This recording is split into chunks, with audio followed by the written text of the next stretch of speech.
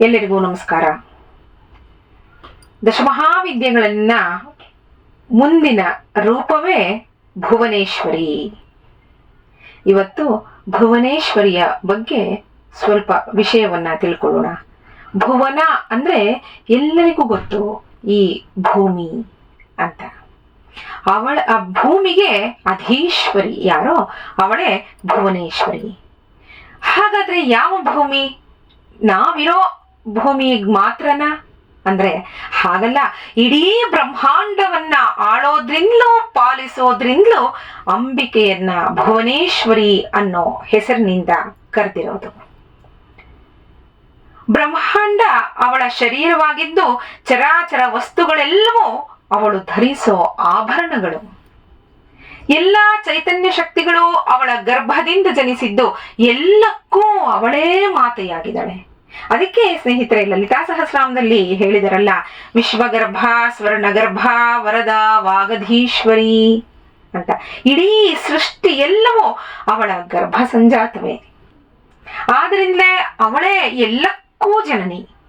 ಪ್ರಜ್ಞೆಯ ಮೇಲಿನ ಸ್ತರಗಳಲ್ಲಿ ಜ್ಞಾನಪ್ರದೆಯಾಗಿ ಭುವನೇಶ್ವರಿ ರಾರಾಜಿಸ್ತಾಳೆ. ಅದಕ್ಕೆ ಮಹಾಪ್ರಜ್ಞಾ ಅಂತ ಅವಳನ್ನ ಕರೆಯೋದು. ಅವಳು ಎಲ್ಲ ಜೀವಿಗಳ ಹೃದಯ ಸಿಂಹಾಸನದಲ್ಲಿ ನೆಲೆಸಿರುವ ತಾಯಿ. ಗೋಚರವಾಗೋ ಎಲ್ಲ ವಸ್ತುಗಳು, ಎಲ್ಲ ಘಟನಾವಳಿಗಳಿಗೂ ದೇವಿಯಿಂದಲೇ ಆ ಎಲ್ಲವೂ ನಡೆಯೋದು.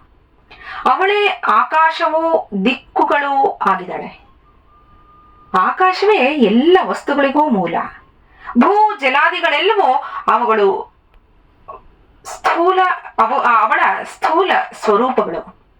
ಭುವನೇಶ್ವರಿ ಪ್ರಕೃತಿ ಮಾತೆಯಾಗಿದ್ದು ಎಲ್ಲದರ ಕಾರಣವೂ ಅವಳೇ. ಭುವನವನ್ನೇ ದೇವಿಯಾಗಿ ಕಾಣೋ ತತ್ವಕ್ಕೆ ಭುವನೇಶ್ವರಿ ಅಂತ ಹೇಳೋದು. ಅವಳು ನಮ್ಗೆ ಭುವನ ದೃಷ್ಟಿ, ವಿಶ್ವ ದೃಷ್ಟಿಯನ್ನ ಕರುಣಿಸಿ ನಮ್ಮನ್ನ ವಿಶ್ವಾತ್ಮದಲ್ಲಿ ನೆಲೆಗೊಳಿಸೋ ದಾರಿಯನ್ನ ಕರುಣಿಸ್ತಾಳೆ. ಅವಳನ್ನೇ ಮಾಯಾ ಅಂತ ಕರೆಯೋದು. ಕಾಳಿ ಕ್ರಿಯಾ ಶಕ್ತಿ, ತ್ರಿಪುರ ಸುಂದರಿ ಜ್ಞಾನಶಕ್ತಿ, ಹಾಗೆ ಭುವನೇಶ್ವರಿ ಇಚ್ಛಾಶಕ್ತಿ ಆಗಿದ್ದಾಳೆ. ಕಾಳಿಯನ್ನ ನಾವು ಏನ್ ಹೇಳ್ತೀವಿ? ಕ್ರಿಯಾಶಕ್ತಿ. ಅವಳು ಪ್ರತಿಯೊಂದನ್ನು ತಕ್ಷಣ ನಮಗೆ ಮಾಡಿ ತೋರಿಸ್ತಾಳೆ. ಅಂದ್ರೆ ಅಲ್ಲಿ ಯಾವ ಒಂದು ಕ್ರಿಯೆ ಆಗಬೇಕೋ, ನಮ್ಮಲ್ಲಿ ಅಜ್ಞಾನವಿದ್ರೆ ಅದನ್ನ ತಕ್ಷಣ ದೂರೀಕರಿಸೋದು, ಅದು ಆ ರೀತಿ ನಮಗೆ ತಕ್ಷಣ ಉತ್ತರ ಕೊಡುವಂಥದ್ದು ಕ್ರಿಯಾಶಕ್ತಿಯಾಗಿ ನಮಗೆ ಕಾಳಿ ಕಾಣಿಸ್ತಾಳೆ. ತ್ರಿಪುರ ಸುಂದರಿ ಜ್ಞಾನಶಕ್ತಿಯಾಗಿ ಕಾಣಿಸ್ತಾಳೆ. ಹಿಂದೆಯೇ ನಾವು ನೋಡಿರೋ ಹಾಗೆ ಅವಳು ಜ್ಞಾನದ ಪ್ರತೀಕ ತ್ರಿಪುರ ಸುಂದರಿ ಅಂತ ಅಂದ್ರೆ. ಹಾಗೆ ಈ ಭುವನೇಶ್ವರಿ ಇಚ್ಛಾಶಕ್ತಿಯಾಗಿದ್ದಾಳೆ. ನಮಗೆ ಏನು ಬೇಕೋ ಅದನ್ನ ಕೊಡ್ತಾ ಹೋಗ್ತಾಳೆ. ಅವಳೇ ಶೂನ್ಯವೂ ಶಾಂತವೂ ಜೀವಿಗಳ ಆಶ್ರಯವೂ ಹೌದು. ದೇವಿಯ ಉಪಾಸನೆಯನ್ನ ಮಾಡುವಾಗ ಹ್ರೀಂಕಾರವನ್ನ ನಾವು ಬಳಸಬಹುದು. ಹ್ರೀಂಕಾರವನ್ನೇ ದೇವಿ ಪ್ರಣವ ಅಂತ ಕರೆಯೋದು.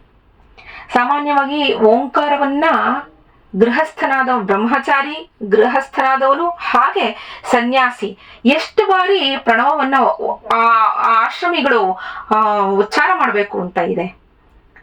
ಈ ಹ್ರೀಂಕಾರ ನಮ್ಮ ಸ್ತ್ರೀ ದೇವತಾ ಇದರಲ್ಲಿ ಅದನ್ನ ಪ್ರಣವ ಅಂತ ಕರೆಯೋದು, ಹ್ರೀಂಕಾರವನ್ನ.